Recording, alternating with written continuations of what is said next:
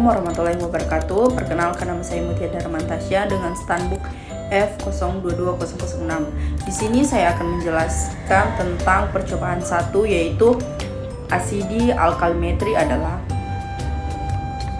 dua jenis titran volumetrik yang digunakan untuk menentukan konsentrasi asam dan basa dalam suatu larutan. Adapun prinsip asidimetri alkalimetri, juga dikenal sebagai titrasi asam basa, adalah metode analisis kuantitatif untuk menentukan konsentrasi asam atau basa. Keuntungan titrasi asidimetri alkalimetri, yang pertama yaitu sederhana dan cepat, kedua akurasi tinggi, ketiga biaya rendah, keempat versatilitas, kelima indikator visual. Kerugian titrasi asidimetri alkalimetri, yang pertama ketergantungan pada indikator, kedua pengaruh ion lain, ketiga titik akhir subjektif, keempat konsentrasi terbatas, lima pengaruh suhu. Cara kerja analisis kualitatif. 1. Asam salisilat ditambah dengan larutan FeCl3 terbentuk warna ungu, ditambah alkohol tetap berwarna ungu.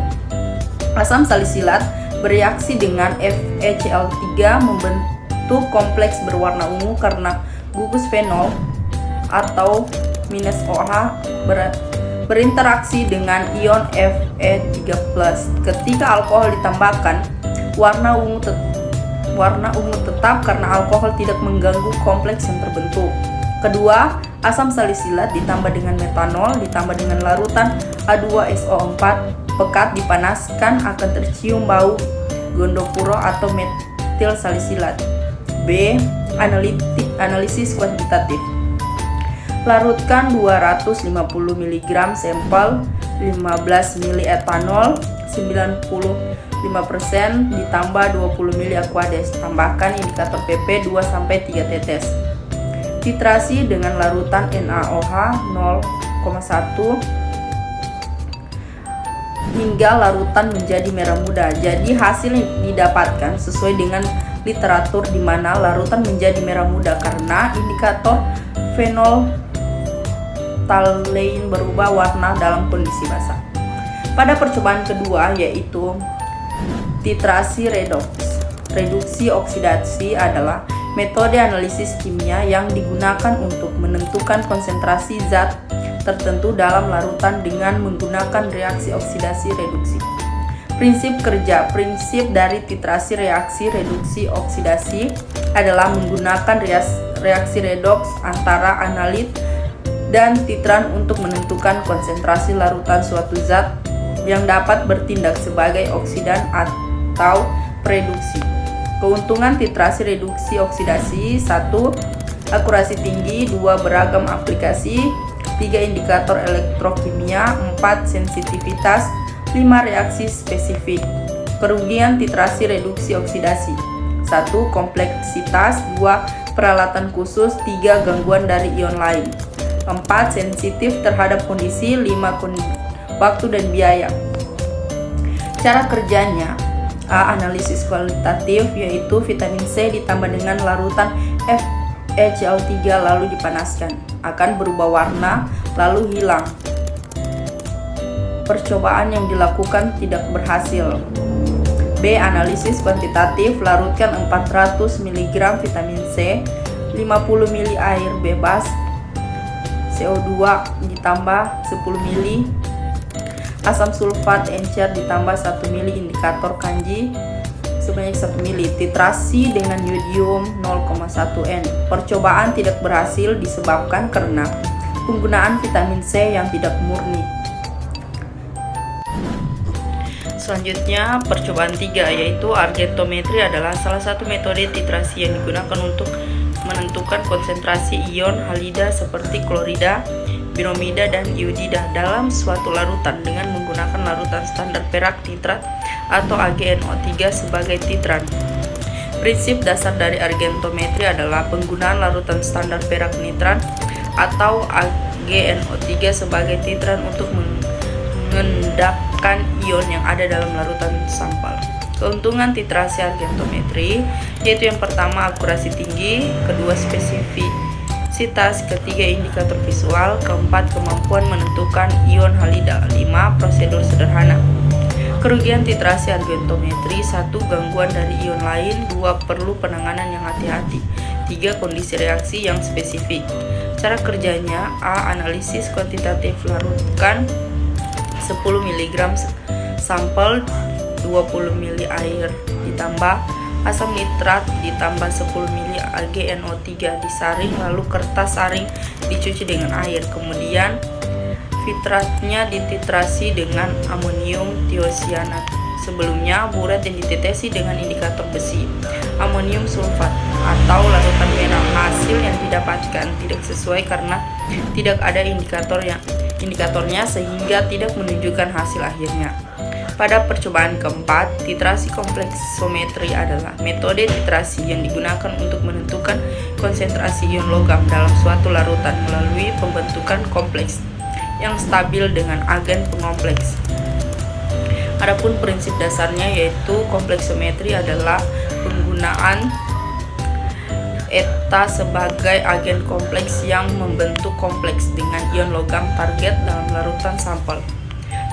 Keuntungan kompleksometri yaitu yang pertama spesifisitas, kedua akurasi tinggi, ketiga kecepatan dan efisiensi, keempat aplikasi luas.